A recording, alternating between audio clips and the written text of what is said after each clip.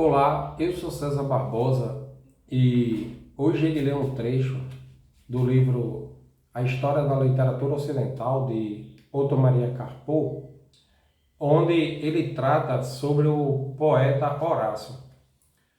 Horácio, que era um poeta lírico, satírico e moralista político, além de ser um filósofo. Ele nasceu na então Venúzia, na Itália, por volta de 65 a.C. e morreu em Roma por volta de 8 a.C. Ele era de origem humilde, o seu pai era um escravo liberto. No entanto, o seu pai investiu bastante na educação de Horácio. Ele estudou inicialmente em Roma, depois ele foi estudar em Atenas. Ele acabou se envolvendo na rebelião republicana contra o Triunvirato e chegou a ser um dos líderes de uma legião de Brutus, mas após ser derrotado, ele foi um dos anistiados. Em Roma, ele se aproximou de Mecenas, fez parte dos ciclos de Mecenas. Mecenas patrocinou Horácio e Virgílio, dois grandes poetas. E Otto Maria Carpo, ele diz que Horácio e Virgílio são os maiores poetas entre os menores. Isso ele faz uma comparação com os poetas gregos. Cabe ressaltar também que, para Otto Maria Carpo, os dois maiores poetas romanos são Catulo e Lucrécio. E a alegação dele é que essa poesia nacionalista, principalmente ali empregada por Virgílio em sua epopeia e Horácio em suas odes líricas,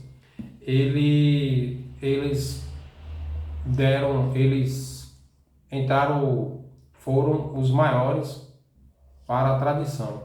Tiveram maior influência nos poetas seguintes ao longo dos séculos, né? E Catulo e Lucrécio foram esquecidos e escanteados.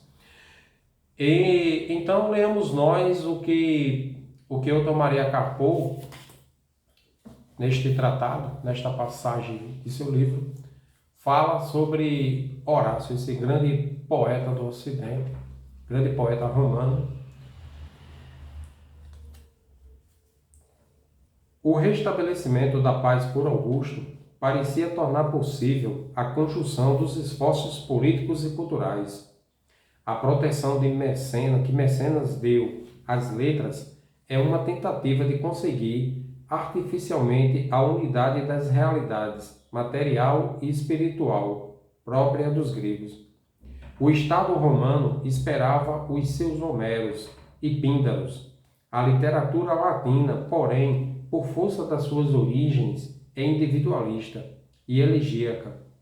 A dois grandes poetas menores, Horácio e Virgílio, coube a tarefa de realizar uma poesia maior. A consequência foi o artifício sublime, o classicismo.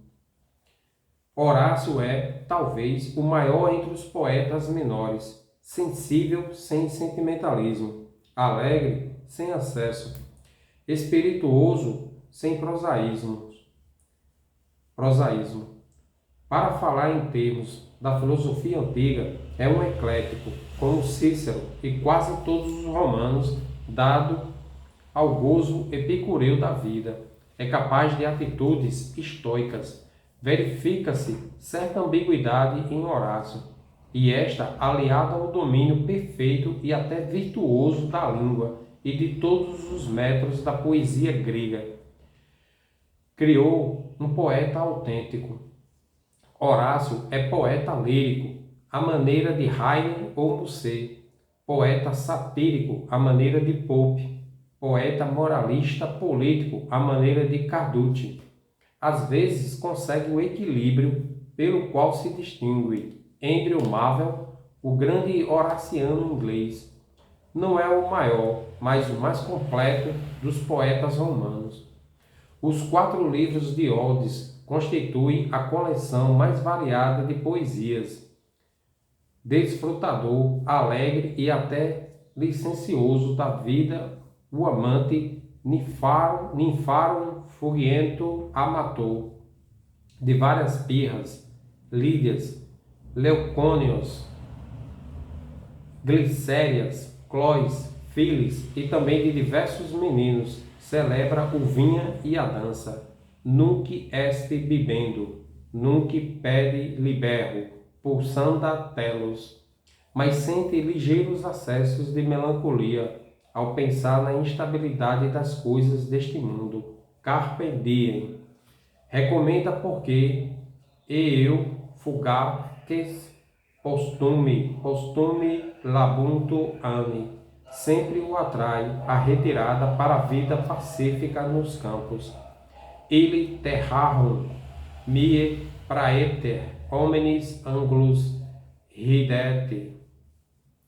Os antepassados, pensa o romântico, viveram assim, longe dos negócios da cidade, dedicados aos idílicos trabalhos rurais.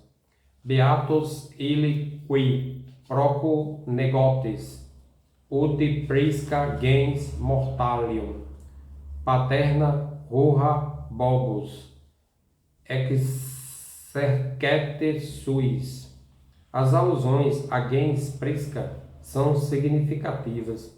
Quando Horácio for chamado posquimo a poetizar a realidade romana, irá encontrar versos de patriotismo imperialista.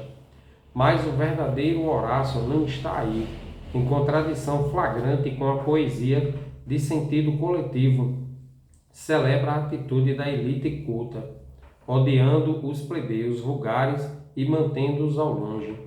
Ode profanum vulgus et archeo, e, quando muito, aproxima-se do ideal estoico, do homem puro e íntegro. Integre vitae celeriquis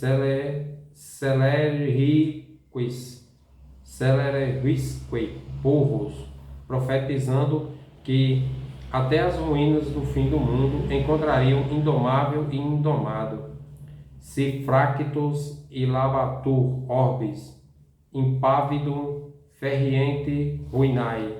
Mas Horácio não nasceu para isso. Do seu posto de observação, na vila, no campo, prefere satirizar os costumes da capital. Primeiro nos Epódios, com moralismo amargo, mais tarde nos 2 livros de sátiras, com sorriso amável, zombando dos avarentos, devassos, parasitos, loquazes, sem ferir a fundo. As epístolas afirmam a sabedoria do nil admirare e a famosa arte poética. Ad personem ensina a doutrina do classicismo moderado. Est modus in rebus sunt querte denique fines. Depois de tudo isso, Horácio acredita ter erigido a si mesmo um monumento poético para sempre. Exerge monumento aer perennius. Terá razão, Horácio é um anacreôntico, um epicureu ligeiro, um irônico, polido e elegante. O grande moralismo político não é o seu lado mais forte, é o menos poeta do que artista, virtuoso admirável da construção de poemas, da euritmia do verso, dos metros complicados. Não é gênio titânico, é um poeta culto, ligeiramente epígono, ligeiramente romântico. E não só culto, mas que sabe viver e que se retira em tempos de guerra civil e perturbação social para a vila no campo e para a poesia. Estaremos em presença de um evasionista? Não. Ele é antes um grande egoísta. São apenas os seus prazeres e as suas melancolias que o preocupam. Nas tempestades do mundo lá fora, Horácio conserva a cabeça e o bom senso. O que importa é o homem, o indivíduo. Não é romano típico, mas é poeta romano típico. Horácio é o poeta culto, entre e para os poetas cultos, um poetes poete. Daí a sua influência imensa na poesia culta de todos os tempos, em Ariosto e Parini, Fray Luís de León e Quevedo, Ronsard e La Fontaine, Marvel, Pope e Goethe. Criou uma infinidade de versos memoráveis, expressões inesquecíveis, e se tornaram frases feitas e lugares comuns. Não é sua culpa, e sim a sua glória, o seu monumento a R. Perennius. Horácio criou um dicionário poético e uma língua poética comuns à humanidade inteira.